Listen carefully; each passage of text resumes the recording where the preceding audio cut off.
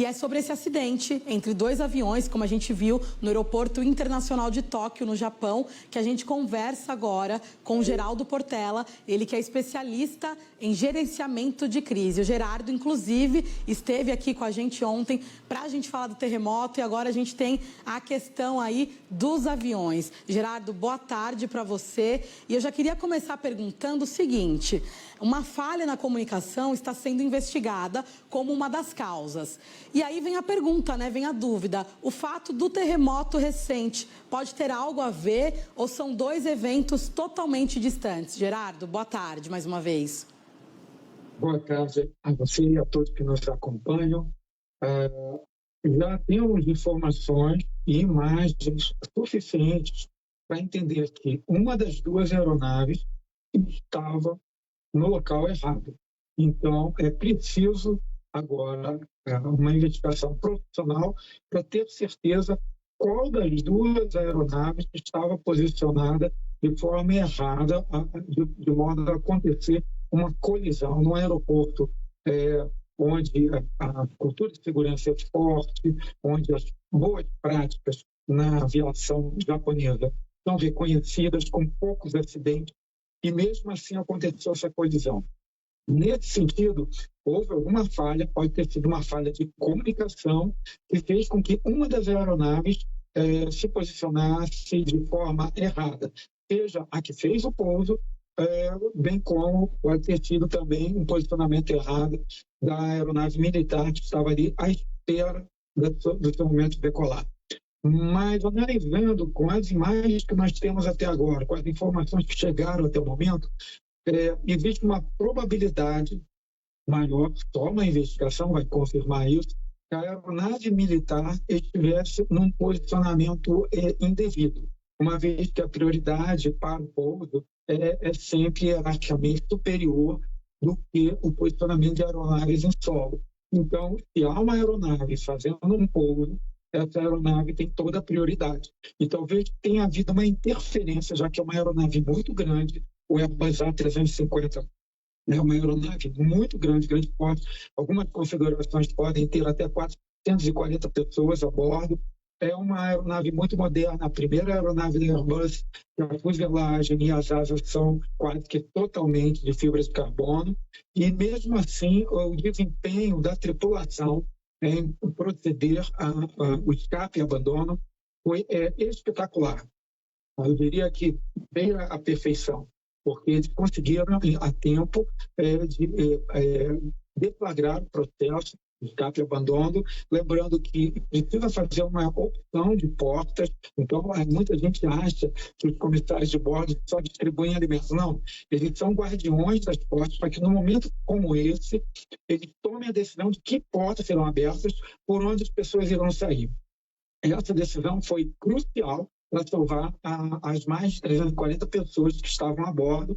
A gente observou que o incêndio progrediu, mesmo com a equipe de combate a incêndio robusta de um aeroporto, como é o aeroporto de Tóquio, não foi possível salvar a aeronave. Então, era uma questão de corrida contra o tempo, e isso foi a gestão da crise foi feita com muita perícia, muita capacitação, e o resultado está aí.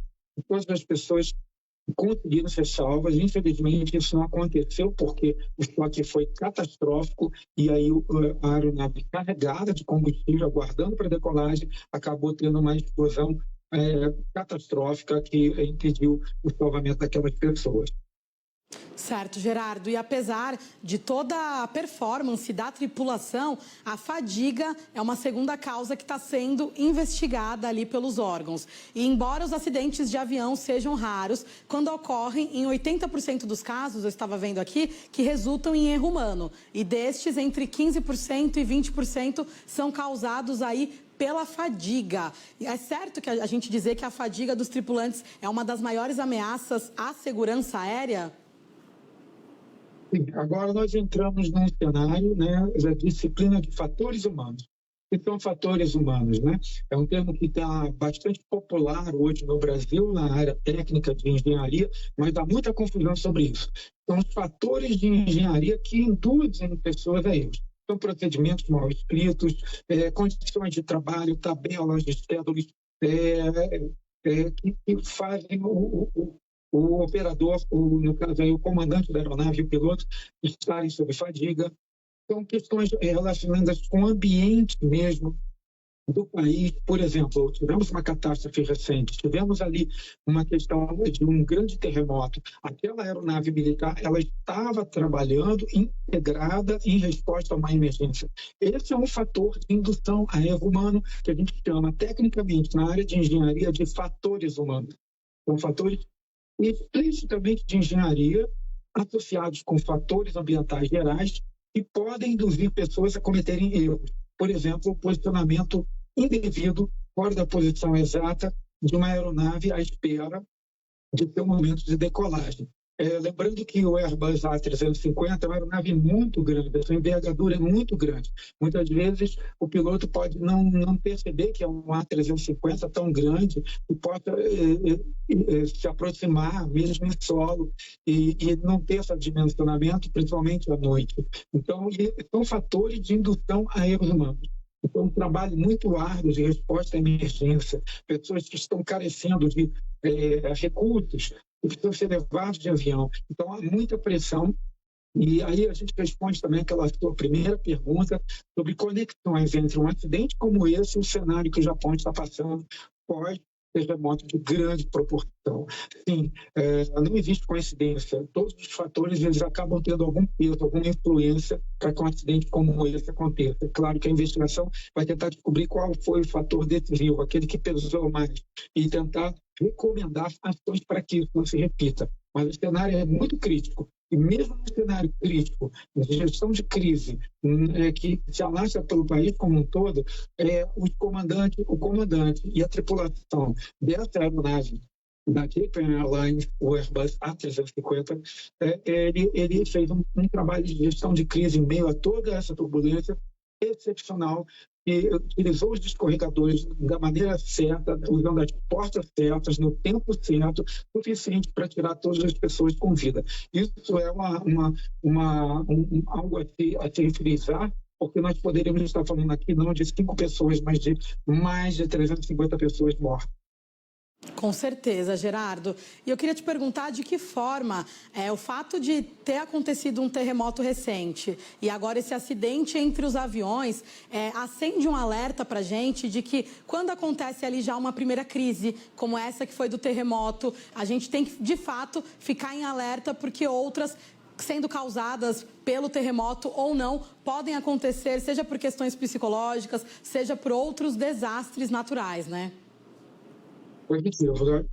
Eu trabalho com gestão de crise, desde usinas nucleares, áreas de petróleo e gás, aviação, há muitos anos. Tem um livro, Máquina de Superar a Crise, de minha autoria, todos nós temos uma, é o título do livro. Máquina de Superar a Crise, todos nós temos uma. Então, crises fazem parte da vida, pequenas crises no dia a dia, e elas começam desde lá da barriga da mamãe, quando a gente tem as dificuldades para superar a cada dia. Porque, às vezes, os cenários se tornam muito adversos. Quando você tem crises que afetam todas as pessoas ao mesmo tempo, e elas se sobrepõem às nossas rotinas que vão gerando as crises do dia a dia. Por exemplo, nós estamos passando aí por um cenário de resposta à emergência extremamente rigoroso, severo, devido ao terremoto, e essas pessoas estão também tendo seus pequenos cenários de crise, de cansaço, de estafa, de estresse, para fazer frente a essa emergência. Então, esses fatores acabam se somando e criam-se um alinhamento muito ruim, e lições devem ser aprendidas com esse fato, porque não adianta sair tentando fazer muitas coisas ao mesmo tempo sem uma orientação. Não é o que está acontecendo no Japão, mas o cenário é extremamente severo, e até mesmo uma organização exemplar como é a de resposta à emergência do Japão pode ser afetada, e é isso que eu entendo que sim, esse aspecto da aeronave está a serviço das forças militares japonesas para responder à emergência do terremoto e ter acontecido à noite. Então, questões de iluminação, as questões de estresse no sistema de aviação, a questão de estresse de resposta à emergência, todos esses fatores se somando, nos permitem dizer com tranquilidade que não é uma mera coincidência, até porque eu não acredito nesse tipo de situação de mera coincidência envolvendo acidente.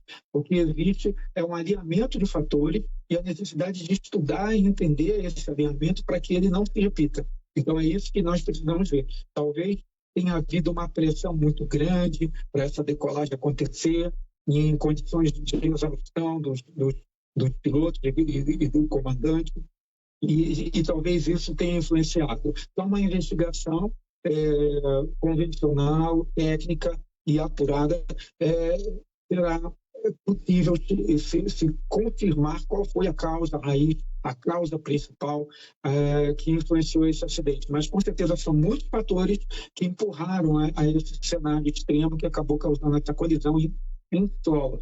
Lembrando que um dos maiores acidentes aéreos de todos os tempos foi em Tenerife, justamente uma colisão em T de duas aeronaves com mais de 300 pessoas a bordo. Então, o acidente, a aeronave, ela é muito robusta enquanto está voando. Em solo, ela é extremamente frágil a qualquer choque, a qualquer colisão, e carrega uma quantidade de combustível extremamente elevada. Então, qualquer choque, qualquer colisão pode causar perdas humanas em quantidade muito elevada. Certo, Gerardo. E como você avalia o gerenciamento de crise do governo japonês com essas duas crises, né? Essas duas tragédias acontecendo ao mesmo tempo?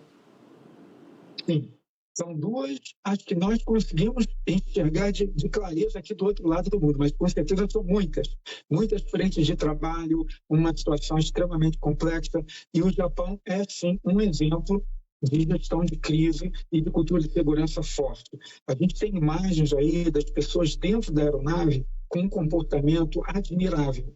É preciso ser quase um profissional para se manter tranquilo com do lado esquerdo da aeronave, com as janelas completamente avermelhadas devido às chamas. Não há dúvida, dentro da aeronave havia fumaça, provavelmente a temperatura também com certeza estava sendo elevada paulatinamente. Então, diante desse quadro, não se vê gritarias, só as crianças gritam.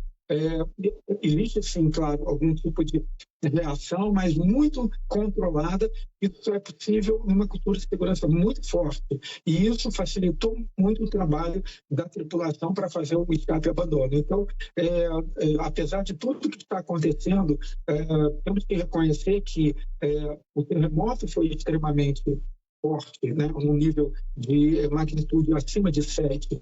E ainda por cima, a resposta, eles partem com tudo para responder à emergência. Então, esses fatores todos tornam a gestão muito complicada, mas há ali aqueles momentos de iluminação, de conhecimento técnico e preparação que fazem 350 vidas poderiam ter sido ceifadas pelas chamas e serem salvas. Então, nesse momento, nós temos lições a aprender em meio à tristeza. Até porque nós não aprendemos lições com os acidentes, não terá sentido nenhum. Pelo menos aprender com os acidentes as lições, para que eles não se repitam, é o mínimo que nós devemos fazer, já que, infelizmente, eles aconteceram e nós não conseguimos evitá-los. Mas, pelo menos, que a gente aprenda as lições e que a gente aprenda também com essa cultura de segurança forte e desenvolva a nossa própria cultura de segurança forte também no Brasil. Certo, Gerardo. E pegando até esse gancho que você traz para a gente em relação a aprender com as lições, qual a principal lição que o Brasil poderia tirar de tudo isso, né? Quando a gente olha para esse gerenciamento de crise no governo japonês em relação aos aviões e também em relação ali ao terremoto? Imagine que um país onde você tem uma extensão territorial muito limitada e, além disso, várias regiões da sua extensão territorial não permitem moradias seguras. Você tem questões de vulcões, você tem terremotos, você tem neve, você tem ventos fortes, furacões, tufões, e você tem limitações de espaço para conviver. Então, diante disso tudo, você se reorganiza, como aconteceu lá em 2011, o tsunami que causou aquele acidente gravíssimo na usina de Fukushima, eles se organizaram eles melhoraram sua forma de construir, de responder à emergência, e hoje, um terremoto com escala de magnitude acima de 7, até próximo ao comparável com o que aconteceu no Marrocos, você tem uma diferença enorme entre o número de vítimas. Isso é algo impressionante, é uma lição a ser aprendida. E o que trazer para o Brasil?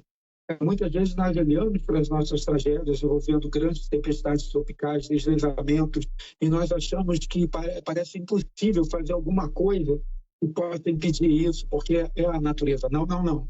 Isso é simplesmente falta de preparação técnico-científica, falta de decisão política das autoridades em enfrentar o problema, melhorando e robustecendo a infraestrutura, a educação da população desde a infância, para que ela possa responder melhor, ter uma percepção de risco melhor, e entender que sirenes em casas significa que a pessoa tem que morar numa casa esperando uma sirene tocar para salvar a sua vida. Isso não é o ideal, isso não é prevenção, isso é um paliativo, ou isso é uma situação de resposta à emergência. A prevenção é tirar as pessoas desses locais. Essas pessoas não deveriam morar num local e ter uma sirene como sendo algo na sua rotina de vida, de ouvir uma sirene e ter que sair. Elas deveriam estar morando em regiões mais seguras. Isso passa por um planejamento da ocupação de espaço urbano, sobretudo em relação às moradias no Brasil e a terrível disparidade entre classes sociais. Então, nós temos todo esse dever de casa para fazer e temos bons professores no Japão para nos orientar. Mas o Brasil tem tecnologia e conhecimento técnico em seu território, em suas universidades, para fazer isso. Falta muito mais vontade política e decisão do que propriamente conhecimento técnico e científico. Certo, Gerardo. E algo que chama também nossa atenção é em relação ao primeiro-ministro do Japão. Ele, inclusive, fez um anúncio ali menos de 24 horas depois do terremoto e aí anunciou ali que o governo vai enviar mais tropas para ajudar nos esforços de recuperação. E também, logo após esse acidente aéreo, ele também fez um elogio a toda a tripulação e passageiros do avião, né, dizendo que foi graças à reação calma da tripulação e do aeroporto que os passageiros conseguiram escapar, né? O que a gente aprende também com o posicionamento, com a rapidez, enfim, com toda essa repercussão do primeiro-ministro e posicionamento dele, de fato, em relação a esses dois casos? Ter a segurança, todo mundo quer. Alcançar é técnica, requer conhecimento. Então, o Japão desenvolveu técnicas, conhecimento de como estruturar um gabinete de crise, uma sala de situação, como responder à emergência, que linguagem usar, que fraseologia utilizar. Infelizmente, no Brasil, a coisa vai muito no feeling de cada gestor, de cada político. A gente ainda está engatinhando, nós temos a Defesa Civil, nós temos o glossário da Defesa Civil, mas a gente tem muita diferença de como conduzir, dependendo do estado, dependendo do município e dependendo do gestor, da característica do gestor. Há muitos que ainda têm aquela questão quase que primitiva de gerenciamento de crise, de dizer, não vamos assustar a população. Com certeza, se você não tem competência, se você não sabe o que falar, é melhor ficar calado. Mas sabendo o que falar, usando a fraseologia certa, você vai passar a informação com precisão, sem assustar a população e sem enganá-la, sem dizer para ela, dar a entender de que a coisa está melhor do que realmente está. E é por isso que muitas vezes acontece grandes catástrofes no Brasil, porque as autoridades demoram em se posicionar, avisar o tamanho da chuva, o tamanho dos danos que podem acontecer, a necessidade urgente que você precisa ter para deixar uma área de alto risco, de encosta. Então, esse posicionamento mostra a certa imaturidade dos gestores, falta de gestão tecnológica, existe gestão política, do relacionamento político entre partidos, do relacionamento entre os diversos atores, mas falta um pouco de gestão tecnológica, conhecimento técnico específico. Mas nós temos, eu repito, é uma injustiça dizer que não temos bons gestores tecnológicos de crise no Brasil. A gente tem centros de operações em São Paulo, no Rio de Janeiro, em Belo Horizonte, em outros estados do país, a gente tem o CEMADEM, mas estamos ainda muito no começo. Precisamos melhorar, aprimorar e principalmente melhorar um pouco a cabeça e a mentalidade dos nossos gestores que estão lá no topo. Muitas vezes eles querem usar termos adequados, desprezando o conhecimento acumulado de fraseologia, que frase usar, que palavras usar para identificar uma situação de emergência e como passar isso para a população. E temos como grandes aliados, como acontece lá tem a NHK, que é a emissora de televisão oficial do Japão, e a imprensa é um grande aliado nesse trabalho. Então, é preciso que as autoridades tenham um ótimo relacionamento com a imprensa, porque no momento como esse, a imprensa é que vai levar as informações, como aconteceu ontem, os níveis de tsunami foram sendo alterados, e não há problema nenhum, não há nenhuma vergonha de dizer, olha, eu vou dar um alerta agora, e depois de algumas horas falar, não era bem assim, recuamos. Então, e essa confiança de que está se fazendo melhor, isso precisa ser conquistado pelos nossos gestores no Brasil. Tá certo, Gerardo. Muito obrigada pelas suas informações e esclarecimentos e pelo seu tempo aqui com a gente. E até uma próxima. Eu que agradeço.